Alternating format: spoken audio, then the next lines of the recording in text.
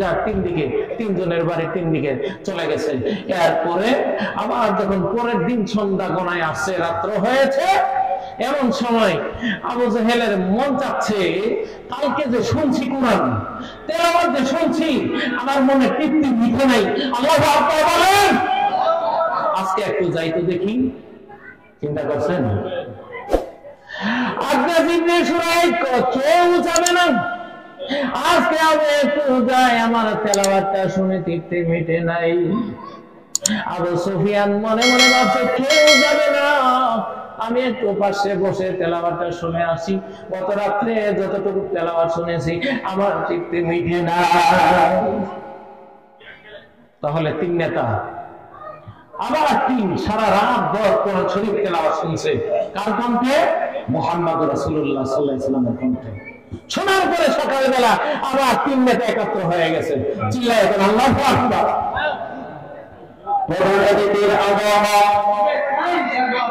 শুভেচ্ছায় স্বাগত পুরাগণের পক্ষ থেকে, পুরাগণের পক্ষ থেকে নারায়ে তাকবীর। এই যে ইনার আওয়ামী লীগের সেক্রেটারি আছে, শুনুন ডাক্তার দুজন আওয়ামী লীগের সাধারণ সম্পাদক দুলাগঞ্জ হাত সরকার আলোচনা করে শেষ করব। তাহলে কয়দিন? এই দুজন আসেন, আসেন শুনুন ভাই, আসেন আপনারা দুলাল ভাই আসেন। তাহলে তিন নেতা একদিন শুনছে, দুই দিন শুনছে, তিন দিন শুনছে। শোনার পরে এবার আবু জেহেলকে জিজ্ঞাসা করছে, আবু সুফিয়ান নাম কি?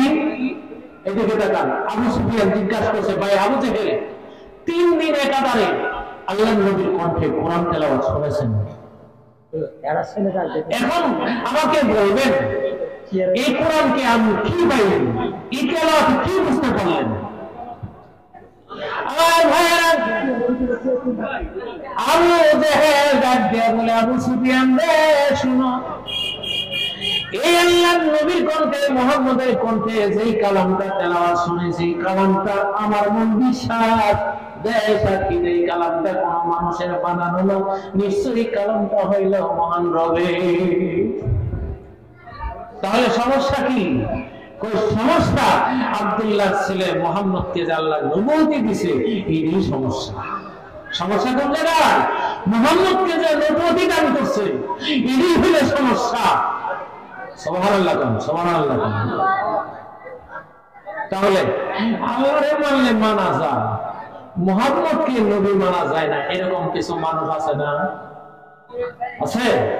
এই সমস্ত মানুষরা তাহলে আবু জেহেলের দলবল ছাড়া আর কিছু হতে পারে?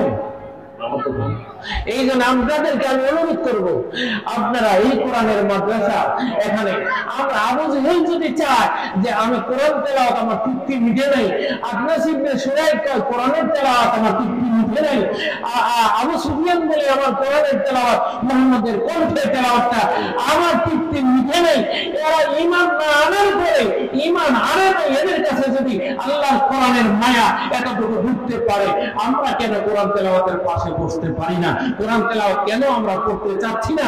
কোরআন থেকে কেন দূরে সরে যাচ্ছি? এই কোরআনকে দূরে সরাই দিচ্ছি কেন?